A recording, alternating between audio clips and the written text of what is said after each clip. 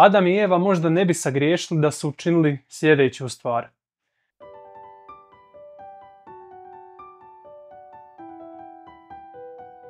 Dragi gledatelji, dobrodošli u novu epizodu kanala Zaboravljena istina. Danas ćemo analizirati pad u grijeh. Nećemo toliko ići u teološke neke dubine ili biblijske dubine, već ćemo koristeći zdrav razum, postavljajući neka zdravorazumska pitanja, pokušati odrediti je li bilo moguće da Adam i Eva, da su učinili x stvar o kojoj ćemo pričati, ne bi sagriješili. Inače, možda će neki od vas pisati, to se ne nalazi u Bibliji, previše toga ćemo zaključivati na osnovu našeg razuma. Pa ima jedna izreka, ako želimo upoznati Božji razum ili Boga, Bog nam je dao naš vlastiti razum, pa bi bilo dobro da ga počnemo koristiti. Ali vidjet ćete u kojem ćemo smjeru ići kada krenemo s ovim. Ali prije nego počnemo postavljati ta pitanja, pročitajmo kratko izvještaj iz Postanka 3. poglavlje. Čitamo od 1. stiha sve do 7. stiha. A zmija bijaše lukavija od sve zvjeradi poljske što je načini Gospod Bog, pa reče ženi: je li Bog doista rekao da ne smijete jesti ni s jednoga drveta u vrtu? A žena reče zmiji: od plodova drveća u vrtu smijemo jesti, ali za plodove drveta što je nasred vrta Bog reče da niste jeli s njega i ne dirajte u nj da ne umrete. Na to zmija reče ženi: zasigurno nećete umrijeti, nego zna Bog da će vam se u dan kad budete s njega jeli otvoriti oči. I bit ćete kao bogovi spoznavši dobro i zlo. I kad vidje žena da je drvo dobro za hranu i da je to drvo za oči zamamljivo, a za mudrost poželjno, i uze od plodova njegovih i pojede, a dade i mužu svojem uza se, te i on pojede. Tada se oboma otvoriše oči i oni spoznaše da su goli. Ispletoše smokova lišća pa načiniše sebi pregače. U redu, ovdje imamo nekoliko stvari. Znači, Sotona je tada u obliku zmije prišao Evi, koja je u tom trenutku bila sama. I pitao je poluistinu. Je li Bog rekao da ne smijete jesti ni s jednog drveta u vrtu? Znači, Sotona je odmah tu pomiješao istinu i laž.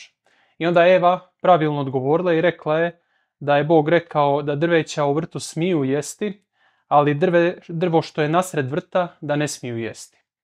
I onda zmija govori jednu zanimljivu stvar, a to je: zasigurno nećete umrijeti, nego zna Bog da će vam se u dan kad budete s njega jeli otvoriti oči i bit ćete kao bogovi spoznavši dobro i zlo.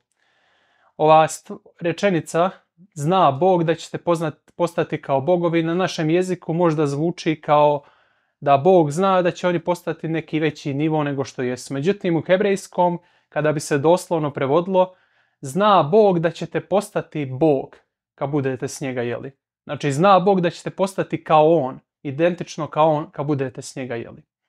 U biti ovdje se između reda da iščitati sljedeće, da Sotona implicira da ako pojedu tu voćku s tog drveta, da će postati kao Bog, što znači da je taj Bog isto na isti način postao Bog. Da je možda prije toga nije bio Bog, ali je kušanjem tog voća postao.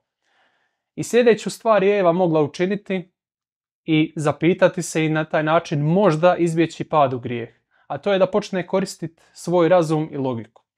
Eva je mogla sebi postaviti sljedeće pitanje. Mogla je razmišljati, ok, vidjela sam tu osobu koja se meni predstavila kao Bog, koja uistinu ima moći, može stvarati iz ničega, mene je stvorila od Adamovog rebra konkretno, ali mnoge životinje, mnoge ptice i sve ostalo je ta osoba stvorila iz ničega. Znači, ta osoba uistinu ima moći. Ako je ta osoba, taj Bog, dobio svoje moći preko nekog drveta, znači da postoji drvo koje producira bogove. Tko je onda postavio to drvo tu? Jer ako je taj Bog koji se meni objavio postao Bog zbog tog drveta, a znam da je sve nekad moralo početi postojati, tko je postavio to drvo tu? I samo kad bi si postavila ta pitanja koja su ovako uzbunjujuća, na koja ona sama ne bi imala odgovor, kad bi ih postavila sama sebi ili možda uzvratila zmiji, ko zna u kakvom bi smjeru razgovor išao. Međutim, kada već krenete ovako postavljati pitanja, vidite da se ne isplati kockati s time.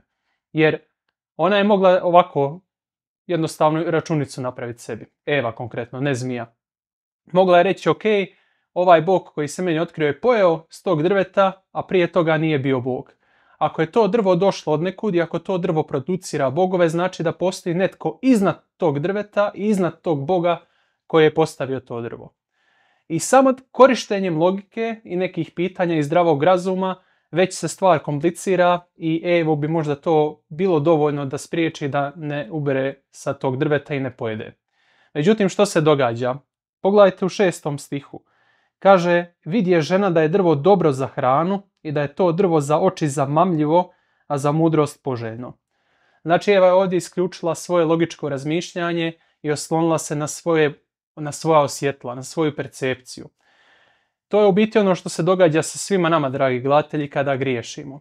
U trenutku kada se mi odlučimo sagriješiti, mi ne razmišljamo logički. Jer da svatko od nas u tom trenutku krene logički razmišljati, veća je vjerojatnost da možda ne bi sagriješili. Jer evo vam primjer. Recimo, netko vas naljuti i želite mu nešto ružno reći. I ako krenete logički razmišljati i postaviti si ovako pitanje, ok, pa sad me anđeli gledaju, sad me čitav svemir gleda, sad me Bog gleda, kao da su svi ljudi iz ceste došli i ušli u ovu prostoriju i promatraju što će ja reći i na osnovu onoga što će ja reći određuje se moja budućnost.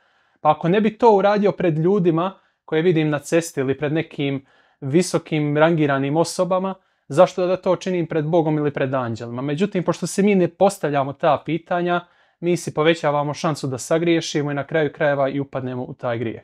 Nemojte me krivo shvatiti. Od grijeha se ne možemo izbaviti isključivo logičkim razmišljanjem. Ovo je samo da tako kažemo, jedan prijedlog ili jedno razmišljanje koje možemo iznijeti na osnovu ovoga teksta i na osnovu našeg iskustava. Mi se osloboditi grijeha možemo isključivo pomoću Isusa Krista. Međutim, Isus Krist djeluje duhom svojim svetim prvenstveno na um i prvenstveno na razum. Neki od vas će sad spomenuti, ne, Biblija spominje srce, ali što je srce u kontekstu Biblije? To je karakter i osobnost. Stoga, ako Bog djeluje na naš razum, želi samim time da ga koristimo. Eva isto to mogla raditi i možda povećati šansu da ne sagriješi. Jer na kraju krajeva, kad bi to i uradila, vjerujem da bi joj Bog i dao silu koja je potrebna da to i ne učini i da na kraju krajeva i ne padne. Međutim, oslonila se na svoja osjetla, a to je ono što mi danas radimo i na taj način upadamo u grijeh. Dragi gledatelji, ponavljam, ovo nije nikakvo bilo duboko teološko razlaganje ovog teksta, nego čisto jedno kratko razmišljanje koje možemo na osnovu ovoga teksta sami sebi predočiti, postaviti i primijeniti na naše živote. Želim vam do sljedećeg videa puno Božjih blagoslova i čuvajte se.